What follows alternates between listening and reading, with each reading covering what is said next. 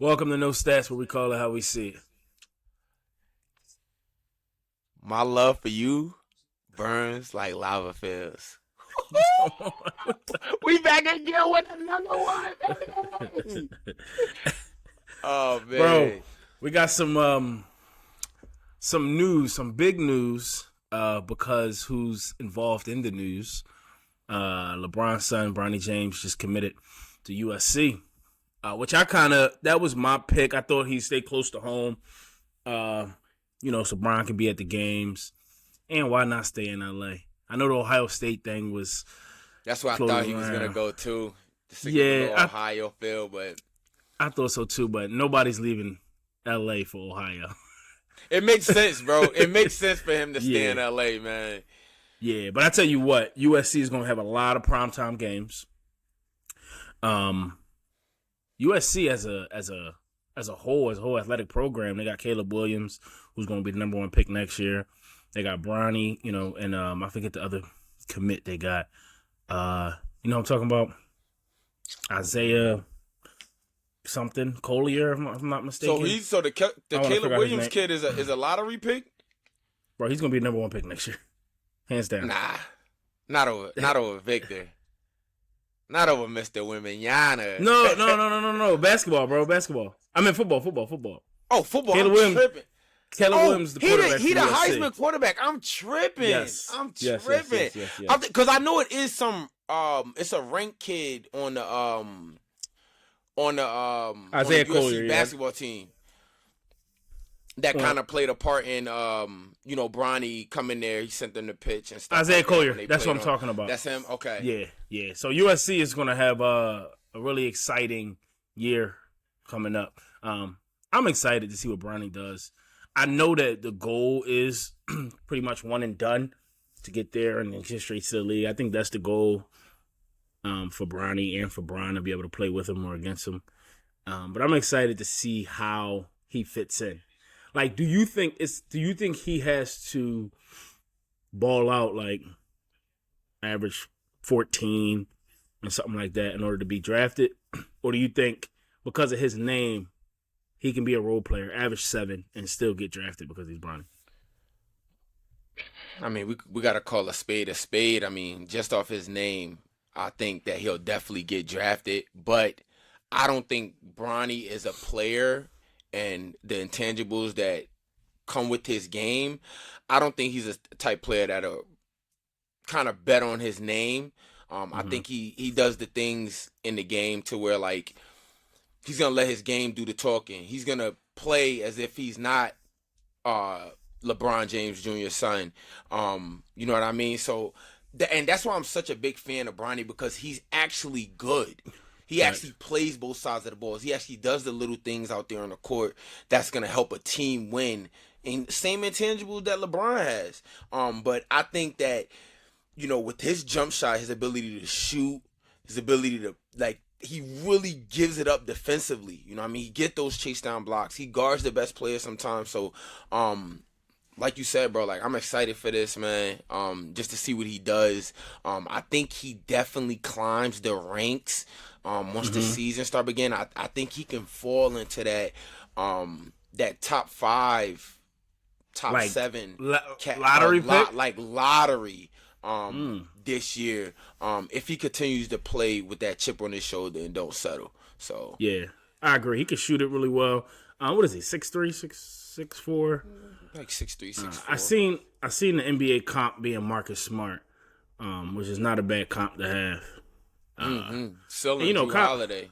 Yeah, absolutely. And USC's style of play is kind of free.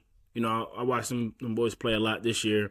Even when Evan Mobley was there, their style was kind of free and loose and get up and down the court, which I think will complements Bronny's game. I think going to Ohio State plays kind of free, but one of those college programs where it's really schematic as far as running plays and running a certain offense. It may limit you because you don't get that many possessions like a Wisconsin, like being in the Big Ten, right? So that's why I mentioned Ohio State. Like, them Big Ten games are sometimes low scoring. So I think USC was the right pick. I'm excited to see him hoop.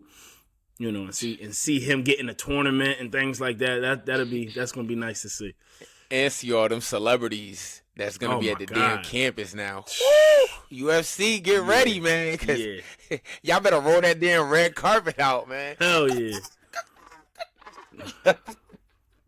What was that for? I don't even know. They're the Trojans.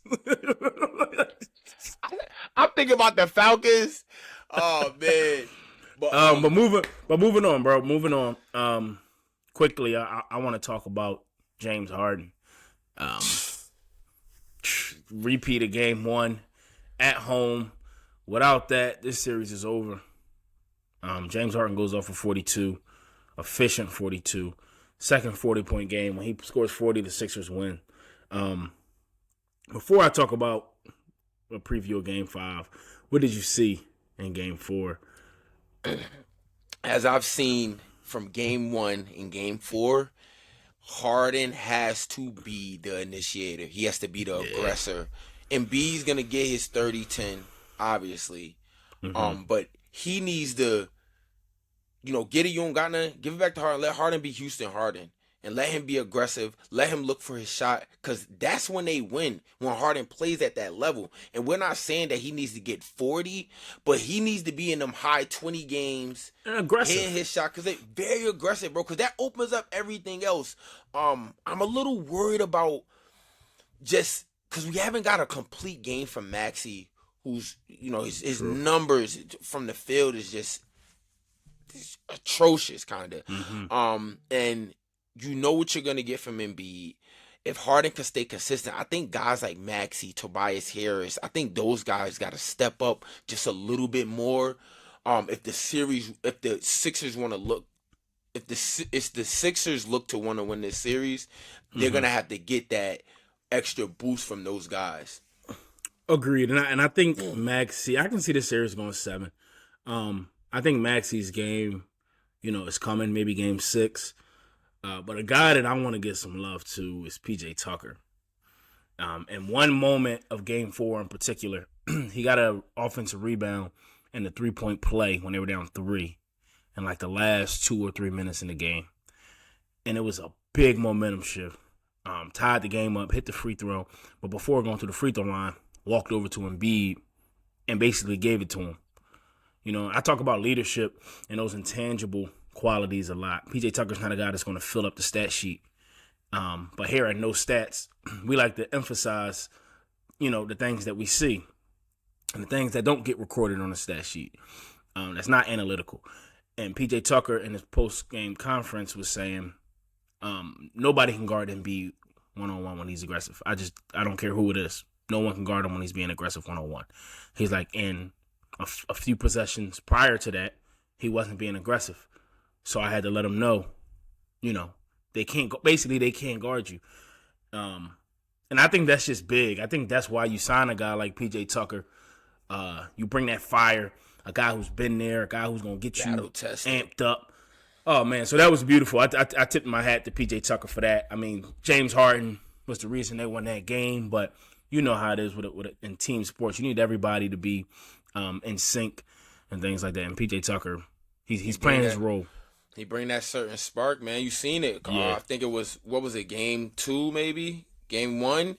When he was getting on Paul Reed about a couple misses on the rebounds. But you need that you need that intangible coming into, especially in a series like this. And to stay on this series, I want to ask you, does Boston look a little complacent, a little comfortable? Like they don't have that same fire? I mean, it seems like they turn it on and turn it off, but I don't see the same aggressive team that was selling out defensively, buying out on the offensive end, that from last year. And I think they kind of need to get back to that as we're starting to, get closer and closer to this series coming to an end, because they don't want to leave the door open for the Sixers team, man.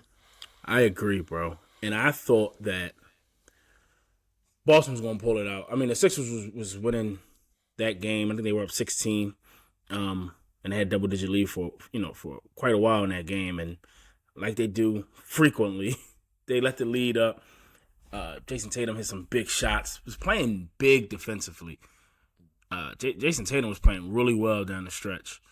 But James Harden just had an answer, and the Sixers just stayed on. But I seen Jaylen Brown say, maybe I got to demand the ball a little more. I don't know, bro. I don't know if this...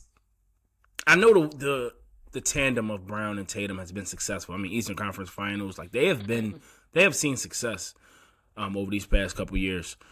But I don't know. If they don't get over that hump, if they get knocked out this year, what would you do? Do you stick with it and just change the surrounding pieces? Yeah. I think unless the package is, like, something right, I couldn't say no to. We've been talking about Dame. If they got rid of Jaylen Brown and brought in Dame, I don't think that solves your problem. Okay. To be honest with you, just from that line, like I always say, I would love to see a Dame with a Jokic in Denver. I would like to see that kind of tandem, but I don't think a player like Dame solves Boston's problem. I think Boston, if things don't succeed this year, I think they need to go in a direction of finding a better big man kind of forward type of guy. I love Al. I'm a big Al Horford guy, but Al Horford's on the older side. Al Horford can't give you that consistent production. Al Horford all throughout. You know what I'm saying? Al Horford up there. I don't think Robert Williams is he doesn't have an offensive game. Like, you know what I mean? He's not a shooter. He's one of them old school prototypical bigs. So I think if Boston doesn't get over the hump this year, I think you look to move a couple pieces around them and fill in them holes. But that's interesting, bro. That's an interesting take because the past decade we've seen the game slowly transition to positionless basketball, right, and away from the big man. But it's interesting that you think that they need a better big man to get them over the hump. I like that take. Absolutely, bro. Just from what I'm seeing, like, think about it. You got Malcolm Brogdon, you got Marcus Smart, you got Derek White. You even throw Peyton Pritchard in there. Then you got Jaylen Brown, Jason Tatum, and then after that, Grant Williams, Al Horford, Robert Williams. Like, where's that? Right. Who out of them bigs? Who's gonna give you 20 and 10 consistently? So I don't know, bro. They're still in it. They can win with what they got. So we'll revisit this. We'll revisit this. I think they get it done. Okay. I think they get it done. I think next game is a must-win game for both teams. Game 5. I like that for both teams. I like that. I can see that too. Because I think the Sixers got a chance to get Game 5. I do too. I think the Sixers have a chance. I don't think you count Philly out. But we'll continue to keep up with that. But switching shifts to the West Coast, and your adopted Phoenix Suns. It's like your fourth team in like 4 years, but they tied that on the high. They tied the series up, and won their last 2 games without Chris Paul. I told you this a while ago. I said if Phoenix don't win, it's gonna be because of Chris Paul. If I'm them, I'm keeping his ass out. But at least for the series. Yeah, at least for the series. But let me know what you saw. I know Durant and Booker had phenomenal games. Jokic had a monster game. He just it's like Jokic is this big and Ayton's like down here, like this tiny little fucking. You want me to play the clip again? Nah, please don't even do it to me. I'm watching him yesterday. I'm like, what the fuck was I? We're not even gonna go there. So what I've seen from Phoenix, bro, is that the pace is so much faster now with Chris Paul not being out there. And I seen instances yesterday where campaigns like yelling to guys like Tanner. He's like, yo, come on. Like after Denver would score, he would want to get it to push it up to initiate so Denver can't set up. Booker and Durant Booker has been out of this world whole playoffs. But I feel like Durant is finally getting comfortable. He's finally getting his legs under him and cementing his spot to where like now it's not like he's forcing it or getting lost in the offense. It's all coming in stride. He's being initiated. He's being aggressive. He's taking lapses back to let Booker do him, and Booker's doing the same thing. And they're kind of still, getting it together on the fly.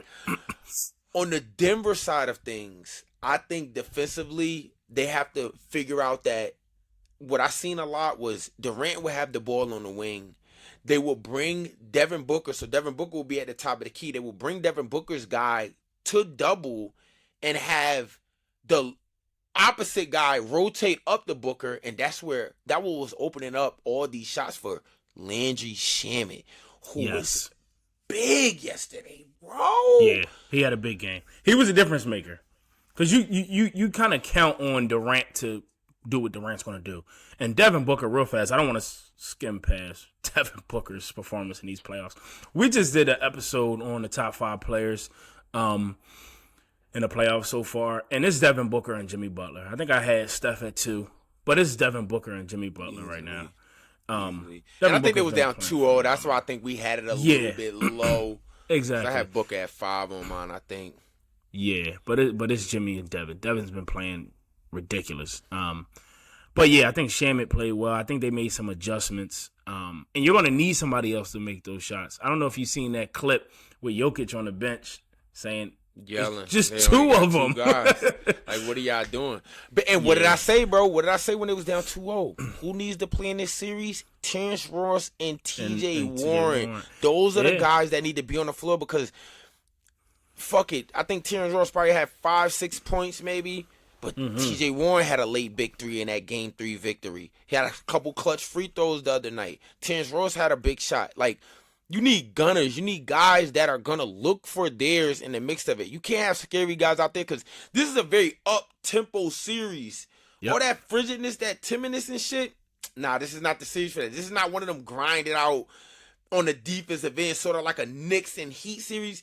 This is a really like, yo, shot for shot for shot for shot. You need shooters out that joint, man. Yep, absolutely. And your man KD got dunked on before we won the. He been getting crazy. That Michael Porter Jr. one. I don't know if you've seen a couple plays later. Porter Jr. came back. Oh, no, it wasn't even the same play. That next game, Porter Jr. came down the lane, and KD kind of, like, backed out the way. I said, he learned his lesson. He didn't want that. Smart. Business decision. Oh, my God, man. So are we still scared of about Phoenix? Are we worried about Phoenix? Are you good now that it's 2-2 going back to Denver? Do you feel like this is a must-win game, like the Sixers? Still a must-win game. Okay. I think it's more of a must-win for Denver, though. I don't think this team wants to go back to Phoenix down 3-2. I think Phoenix has the momentum right now. KD and Booker is having their way, and the Nuggets don't have no answer for it. So I think if all they need is one guy to compliment them, bro, that's it.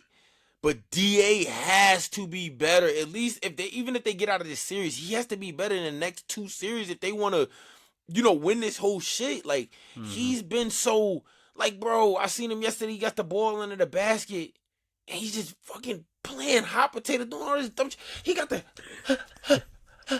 like, bro, what are you doing? That's your man, though. Bro? That's your man, bro. Oh, my God. That's your guy. Got me out here looking crazy, bro.